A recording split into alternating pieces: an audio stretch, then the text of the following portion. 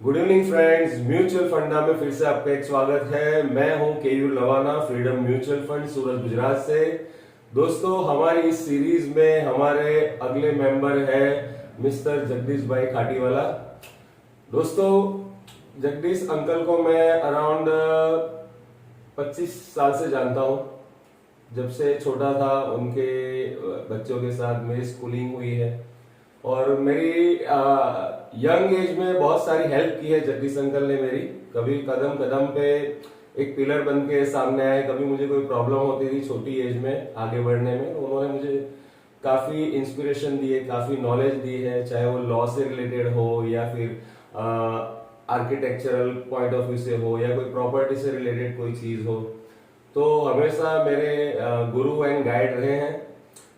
लेकिन आज हमने जगदीश अंकल को इसलिए बुलाया है कि उनका मैं इन्वेस्टमेंट के प्रति थोड़ा रुझान जानना चाहता हूं, क्योंकि आज मेरी एज 40 साल हो गई है। 15 साल से लेके मैं उनसे जानता हूं, 25 साल से मैंने काम किया है। लेकिन किन्हीं वजहों से शायद उन्होंने इन्वेस्टमेंट में इतना पॉजिटिव रुझान नहीं अपनाया है, क्योंकि उनका बिलीफ शायद मुझे लगता है कि LIC की तरफ या प्रॉपर्टी की तरफ ज्यादा है। लेकिन हमारे चैनल में कोई ऐसी वन साइडेड बातें नहीं होती है कि मैं म्यूचुअल फंड या इक्विटी कर रहा हूं इसलिए उसकी बातें होनी चाहिए, ऐसा नहीं है। तो आज कुछ क्लैरिटी जगदीश अंकल की करेंगे। अगर उनके माइंड में इक्विटी, म्यूचुअल फंड या इन्वेस्टमेंट को लेके कोई भी क्वेश्चन हो तो हम उनसे दरख्वास्त करेंगे कि आपके माइंड में जो भी डाउट हो, आज मैं क्लियर करने के लिए ही यहाँ बैठा हूं, तो आप हमसे कोई भी सवाल कर सकते हैं। सबसे पहली बात तो ये है कि शेयर मार्केट में पहले से विश्वास ही नहीं है। सही है। अभी जब मार्केट इतना सब अप जा रहा है और पूरे वर्ल्ड में शेयर मार्केट का एक बांध बंद के पड़ा है, तब अब होता है कि भाई मेरी विचारधारा गलत थी कि भाई ये भी एक बिजनेस है, इसमें भी इन्वेस्टमेंट कर सकते हैं अपन, जिससे जितना भी होता है उतना कर सकते हैं। सही है। कोई ज्यादा हो तो ज्यादा भी कर सकते हैं। लोगों ने इसको एक धंधा बना के रखा है, फिर भी उसके अंदर मतलब एक है कि भाई पकड़ होनी चाहिए और एडवाइजर के बगैर कुछ करना है नहीं। मेरे को नॉलेज ही नहीं है, मैं कुछ भी करूंगा उल्टा गिरूंगा। सही है। किसी की सलाह रहेगी और जो करता है उसके साथ रहेंगे तो कुछ भी अपना हो सकता है। इसमें होता क्या है कि जब मैं छोटा था, मुझे इतना नॉलेज नहीं था, इतना अनुभव नहीं था, तो मैं 100% जगदीश अंकल पे ट्रस्ट करके उनकी एडवाइस मान लेता था कि उन्होंने ऐसा करने को बोला, मैं कर लेता था, क्योंकि मुझे तो आइडिया नहीं था। और दूसरी बात क्या होती है कि एक एज डिफरेंस भी होता है, एक जनरेशन गैप भी होता है। शायद उनके वक्त पे LIC या PPF ज्यादा मोटिवेशनल थे। अच्छा था कि भाई उस टाइम में PPF में 12, 13, 14% रिटर्न भी मिलते थे। तो उस वक्त उनका मुझे कैलकुलेशन अच्छा लगता था कि LIC में किसी पॉलिसी में अगर 10%, 11% अगर रिटर्न मिलता है, इंटरेस्ट अलॉट करती थी LIC, तो तुरंत वो अपॉर्चुनिटी ग्रैब कर लेते थे। लेकिन अंकल को मैं बताना चाहूंगा कि जैसे जैसे कंट्री डेवलप होती है वैसे वैसे FD, PPF, डेट इन्वेस्टमेंट के इंटरेस्ट रेट कम होते जाते हैं। तो अगर मान लो कि 2014 से जब नरेंद्र मोदी आए तो रैपिड डेवलपमेंट हुआ है, तो उस वजह से हमारे डेट के इंटरेस्ट रेट कम होते होते आज FD के इंटरेस्ट रेट अराउंड 5% के आसपास आ गए हैं। PPF 7.5% पे आ गए हैं। तो होता क्या कि वो आगे भी, और अगर ये एक यंग इंडिया है, समझ लो कि आने वाले 2047 से 2050 तक इंडिया रैपिड डेवलप करने वाला है। तो धीरे धीरे FD के, PPF के इंटरेस्ट रेट शायद 5% पे आ जाएंगे, FD 3% पे आ जाएगी। तो मैं हमेशा लोगों को कहता हूं कि अगर यंग एज है आपकी तो इक्विटी में इन्वेस्टमेंट करना चाहिए। अंकल को मैं पहली बार मिला था 2007 में, जब मेरे पास रिलायंस लाइफ की पॉलिसी आई थी, तब भी मैं उनके पास गया था, उन्होंने नहीं लिया था। और मेरे साथ जो मेरे ब्रांच मैनेजर वगैरह आते थे हमेशा बोलते थे, भाई बंदा बड़ा साउंड है ऐसे मानेगा नहीं। तो मैं उनको बोलता था, देखो हमें किसी को फोर्स नहीं करना है, लेकिन उनके कन्विक्शन के साथ वो आए तो ज्यादा बेटर है। उससे बेटर है कि मैं उनको पहले प्रूफ करके दिखाऊं। और मुझे अच्छा लगता है जब कोई इन्वेस्टर मुझे चैलेंज करता है या एक मोटिवेट के पहले तो प्रूफ करके तो दिखा, और मुझे भी अंदर से लगता था कि जब तक मैं प्रूफ ना करूं तब तक अंकल के पास जाने का कोई मतलब नहीं है। इवन कोई भी इन्वेस्टर के पास जाने का कोई मतलब नहीं है। हमें अगर कोई चीज में, मेरा हमेशा से मानना रहा है कि कोई चीज मैं नहीं जानता हूं, अगर मुझे उसके बारे में आधी अधूरी इंफॉर्मेशन है तो मैं कहीं नहीं जाता। शुरुआत से मैं यान का काम भी अंकल के साथ किया है, अंकल को पता है कि मेरा हमेशा टारगेट रहता था कि वेड रोड या कटारगाम जीआईडीसी की जो बड़ी पार्टी है वो मेरा हमेशा से टारगेट रहता है। लेकिन उससे पहले मैं क्या करता था कि छोटी पार्टियों में अपने आप को प्रूफ करके दिखाता था कि भाई अगर मुझे वो स्किल है, मुझे यान के रेट की समझ है। लेकिन बैक ऑफ द माइंड हमेशा रहता था कि भाई एचएनआई इन्वेस्टर के पास जाना है, लंबा काम करना है, लेकिन पहले सीखो तो सही।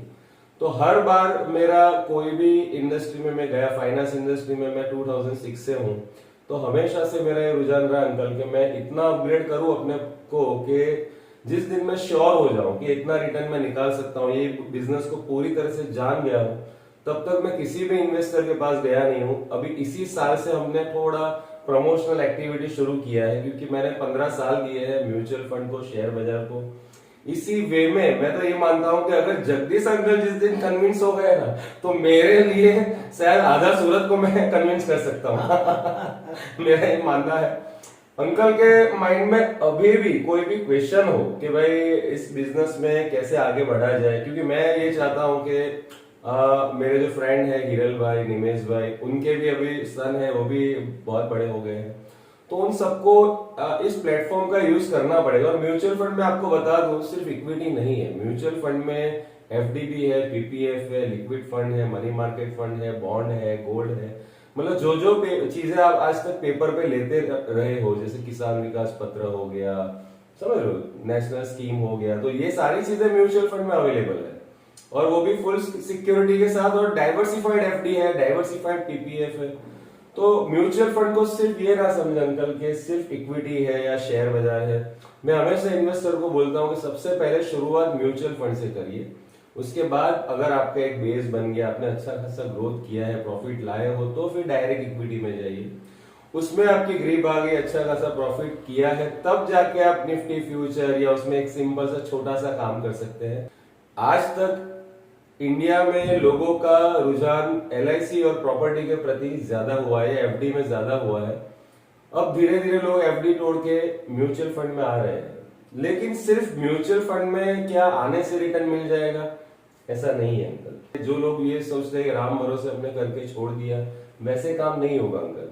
लेकिन आज मैं आपके 2-3 सवाल तो लूंगा, अगर आपके माइंड में कुछ डाउट है तो मुझे क्लियर करने में बहुत खुशी होगी। कोई क्वेश्चन आपको अभी भी लग रहा है कि एलआईसी को छोड़ के क्यों इसमें नहीं आना चाहिए, या अभी भी कोई डाउट हो? अभी 2 साल पहले मैंने एलआईसी में लिया था एक पॉलिसी, 1 टाइम का इंस्टॉलमेंट था। उसके अंदर 12.5% हम लोग इंटरेस्ट देते थे, और बाय नेक्स्ट मंथ, मानो कि आपने जनवरी में इन्वेस्टमेंट किया है तो फरवरी का वही डेट को ईसीएस आपके बैंक में आ जाता है, और लाइफ टाइम के लिए था वो। अभी आज ये पीपीएफ और ये सबके रेट गिर गए हैं, फिर भी उसका 12.5% वाला इन्वेस्टमेंट मेरा चालू है, और उसके अंदर से 12.5% का इंटरेस्ट हर महीने पहली तारीख को आ ही जाता है। सही है।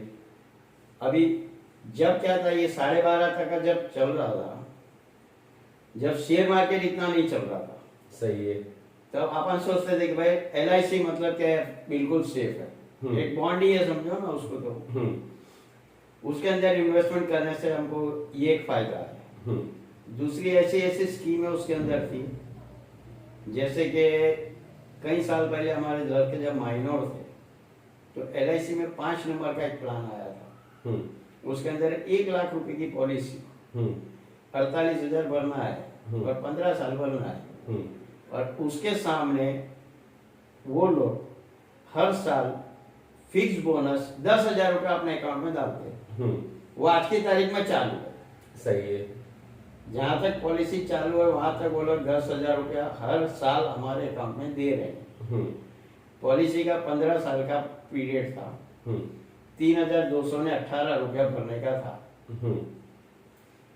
15 साल में 48 कुछ समथिंग हमने भरा, हम्म, 1 लाख का बीमा, सही है। और हर साल वो रिटर्न हमको 10,000 रुपया आज की तारीख में भी दे रहे हैं। आज उसकी वैल्यू कहाँ गई?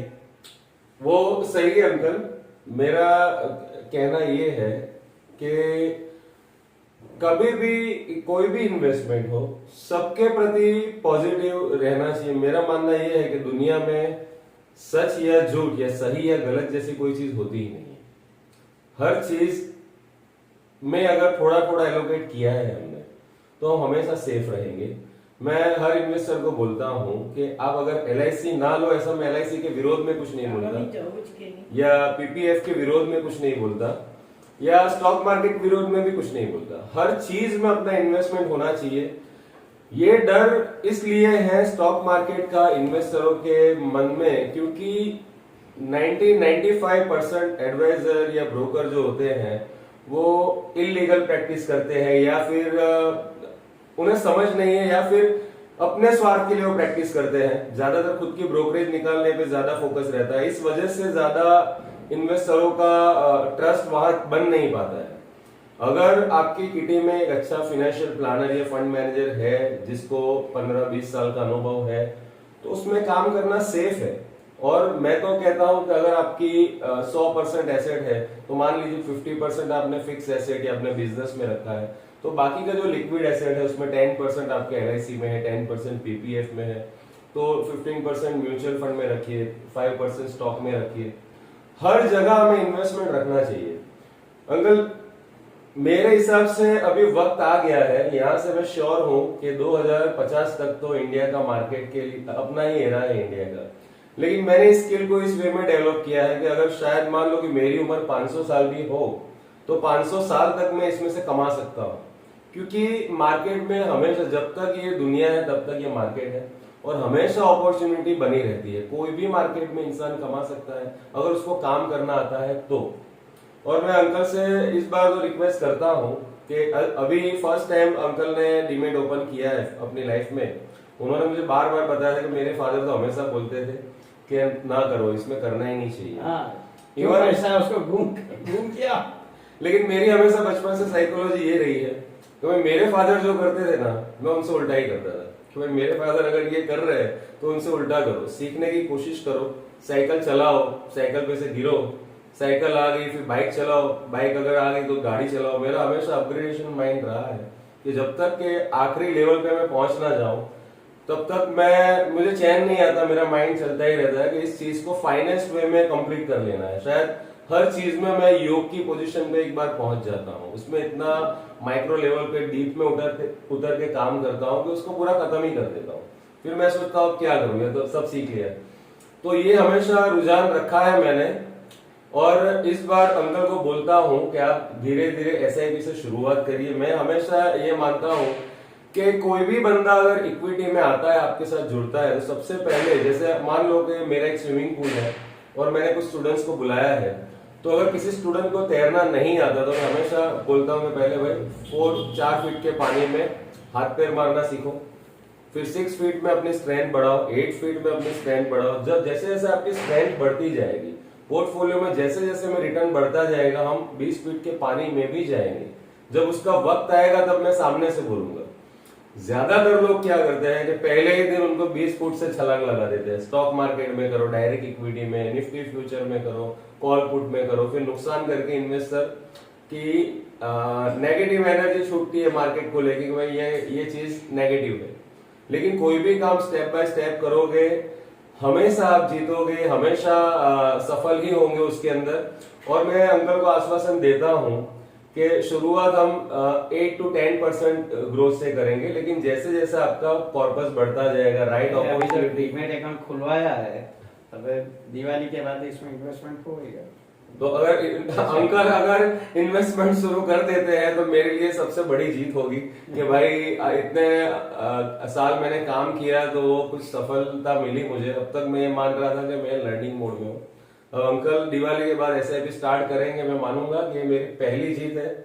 और उसके बाद मैं पूरी कोशिश करूंगा कि without taking any risk, 0 risk पे उनको हाईएस्ट रिटर्न कैसे दिया जाए। हाईएस्ट रिटर्न मैं हमेशा इसलिए बोलता हूं क्योंकि इंडिया में ये होता है कि लोग ये सोचते हैं कि सेफ रिटर्न है तो मैं आगे हूं। सेफ्टी के साथ बंदा आगे नहीं रह सकता। आगे हमेशा वही बंदा है जिसका रिटर्न सबसे ज्यादा है। अगर इन्फ्लेशन मान लीजिए डेवलप कंट्री में 6% का इन्फ्लेशन रहता है, तो 6% अगर कोई प्रोडक्ट आपको रिटर्न देती है तो उसके ऊपर जो रिटर्न आपने कमाया वही आपका एक्चुअल रिटर्न है। अगर पीपीएफ में आपको 8% मिलता है तो आप ईयर ऑन ईयर सिर्फ 2% कमा रहे हो, क्योंकि इन्फ्लेशन ही 6% है। तो मेरा मानना यह है कि 18% अगर रिटर्न हमने निकाला है तो हमारे हाथ में एक्चुअल रिटर्न आता है 12%, जो काफी सफिशिएंट होता है। मैं कभी भी रिस्क लेने में नहीं मानता। 18-20% अगर मैं अचीव करके देता हूं, मैं हमेशा इन्वेस्टर को बोलता हूं कि रिस्क कम लेके अगर ज्यादा रिटर्न निकालना है तो आपको हॉराइजन ज्यादा रखना पड़ेगा। अगर हॉराइजन भी आपका कम है, आपको रिस्क भी नहीं लेना है और रिटर्न भी ज्यादा चाहिए, तो वो पॉसिबल ही नहीं है। आपको टाइम देना ही पड़ेगा। ये आम के पेड़ की तरह है। आम का पेड़, पहला पेड़ उगने में तो 5 साल लगते हैं, लेकिन उसके बाद हर साल उसमें आम लगते हैं। तो हर इन्वेस्टर को मिनिमम 5 साल का पेशेंस तो म्यूचुअल फंड में या इक्विटी में आते हैं तो रखना ही पड़ता है। ऊपर से right guidance, full proof strategies होनी चाहिए। विदाउट स्ट्रेटेजी कुछ भी करो, एसआईपी करो, लमसम डालो, ऐसे रिटर्न नहीं निकलने वाले। अंकल, मार्केट बहुत वास्ट हो गया है।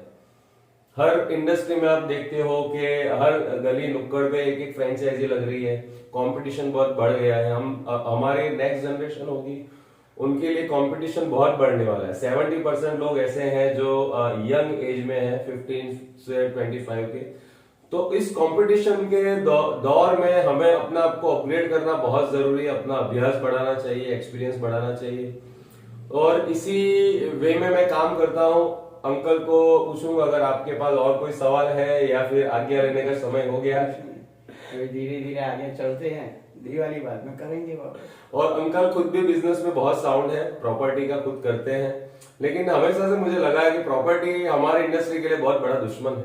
ज्यादातर सूरत में लोगों को प्रॉपर्टी में बहुत इंटरेस्ट है। मेरा मानना यह है कि property is a dead investment. Property में रिटर्न निकलता है, लेकिन कभी ना कभी, अभी एक प्रॉपर्टी मैंने ली, मेरे नाक में दम आ गया। ये प्रॉपर्टी लो, साटाघाट करो, दस्तावेज करो, अपने नाम पे करो, पेमेंट दो। मेरा हमारी इंडस्ट्री में क्या है, डीमेट ओपन हुआ, अगर कुछ बाय करना है, क्लिक किया, बाय हो गया, एक क्लिक किया, सेल हो गया। तो मैं फर्स्ट टाइम प्रॉपर्टी में गया, थोड़ा कमर्शियल प्रॉपर्टी अभी मैंने डायमंड गुड्स में लिया, तो मुझे बहुत लेंदी प्रोसेस लगा कि भाई यहाँ तो मैंने ले लिया, अभी उसका पेमेंट करो, तुरंत स्विच करके निकलना है, मैं निकल भी नहीं सकता। अगर मान लो मार्केट में एक अपॉर्चुनिटी आई है, तो म्यूचुअल फंड में क्या होता है कि डेट में से तुरंत इक्विटी में मैं आ सकता हूँ। मार्केट बढ़ा, इक्विटी में से तुरंत मैं डेट में जा सकता हूँ। तो लिक्विड एसेट का मजा यही है। इनडायरेक्टली आप इंडिया में चल रहे सारे बिजनेस में पार्टनर बन रहे हो। अंकल ने हमेशा बोला शेयर मार्केट समझ में नहीं आता, तो थोड़ा 5 मिनट में लूंगा कि शेयर मार्केट एक बिजनेस है।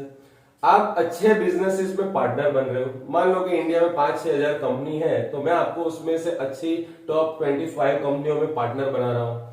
हमेशा लोग बोलते हैं मुकेश अंबानी बहुत कमा रहा है, हम तो कमा ही नहीं रहे। तो भाई मेरा कहना ये है, तो मुकेश अंबानी के शेयर लेके उसके पार्टनर बन जाओ। वो जितना कमाएगा आप उतना ही कमाओगे।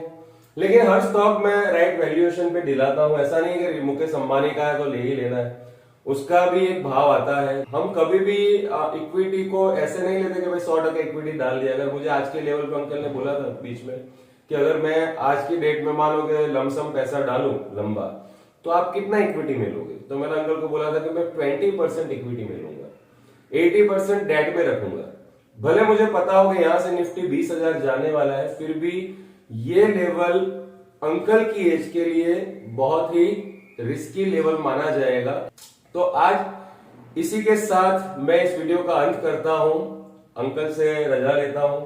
अंकल आज आए, बहुत मैंने रिक्वेस्ट किया था कि अंकल आप आते क्यों नहीं आए। अंकल हमेशा बोलते थे नहीं यार क्यों, मैं इंटरव्यू में क्या करूंगा, मैं क्या क्वेश्चन करूंगा। लेकिन मेरा ये मानना है कि हर इन्वेस्टर, हर एज ग्रुप के इन्वेस्टर को यहाँ लाऊं, उनके माइंड में जो भी कोई डाउट हो वो क्लियर करूं। अगर आपको मेरा वीडियो अच्छा लगा है तो हमारे चैनल को सब्सक्राइब कीजिए। मेरे चैनल का नाम है केयूर लवाना, या फिर आप म्यूचुअल फंडा भी टाइप कर सकते हैं।